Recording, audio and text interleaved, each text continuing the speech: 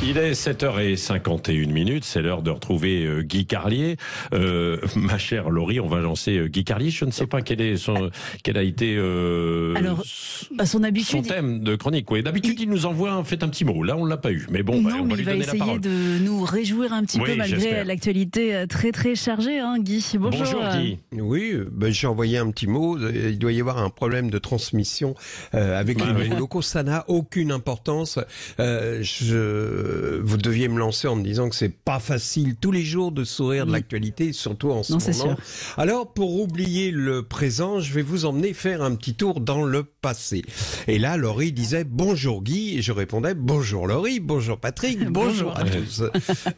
Il y a quelques semaines, souvenez-vous Patrick, je vous ai expliqué ce qu'était un zermati. Je vous rappelle vite fait, c'est une expression qui vient d'un prof de maths de la classe de 5e du collège de mon fils qui s'appelait donc Monsieur Zermati, qui était une véritable caricature du prof terrifiant. La classe avait une moyenne générale de 4/20. Il humiliait les élèves de 5e avec des observations du genre, pas même du niveau de CM2. Et le dimanche, dès le dimanche après-midi, en pensant à son cours de maths du lundi matin, mon fils commençait à stresser. Il paraissait absent, comme s'il vivait en pilotage automatique. C'est ça un zermati, une angoisse présente dans notre esprit en permanence. Et je sais que vous qui m'écoutez, vous Patrick, Laurie, vous ressentez tous évidemment ce matin un terrible zermati. Les céréales, notre café ont un goût de zermati. La France a un zermati. Le monde entier s'est éveillé avec un zermati. Et pas facile de faire une chronique d'humour en 2023 parce que même le rire dans la situation actuelle est presque une obscénité. J'ai presque honte de mettre de la légèreté dans cette matinale,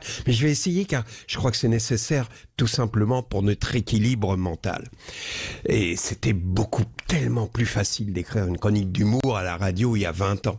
Mais la légèreté du passé passerait plus aujourd'hui. Par exemple, on apprend que Bataille et Fontaine reviennent ces jours-ci, jeudi je crois, avec leur jeu ignoble. Il n'y a que la vérité qui compte. Ignoble car, souvenez-vous, l'humiliation du rideau. C'est-à-dire qu'ils faisaient venir par exemple une fille à qui ils avaient promis une surprise. Et derrière le rideau, il y avait son ex. Un loser qui espérait encore la récupérer alors que la fille était passée à autre chose et visiblement elle vivait un nouvel amour qui la rendait heureuse et le mec en plus avait trouvé son clitoris. Autant vous dire que la surprise c'était son ex qui n'arrivait pas à décrocher et quand elle voyait la tête de son ex elle poussait un soupir, disait « Oh non, je t'ai demandé de me laisser, j'ai quelqu'un dans ma vie » et le pauvre gars repartait chez lui où le lendemain tout le monde se foutait de sa gueule et le traitait d'éjaculateur précoce. Il y a 20 ans c'était facile. C'était ça, la télé-réalité. La ferme des célébrités, par exemple. On voyait les has-beens vivre 24 heures sur 24. On pouvait rester avec eux toute la nuit. C'était filmé en permanence. Il y avait une caméra qui filmait le dortoir et nous permettait de voir Daniel Gilbert péter dans son sommeil. Oui, je sais, c'est pitoyable. Je ne trouve rien de mieux qu'un pet de Daniel Gilbert pour vous faire oublier l'actualité. Et je mesure à quel point mes efforts sont dérisoires, d'autant que le pire est à venir. Luc Ferry va venir prochainement à BFM, c'est sûr, donner son avis. On va avoir droit aux photos dans Paris Match de BHL en treillis dans le Negev. Heureusement, j'ai trouvé une idée. Je vous la donnerai demain, je la développerai demain.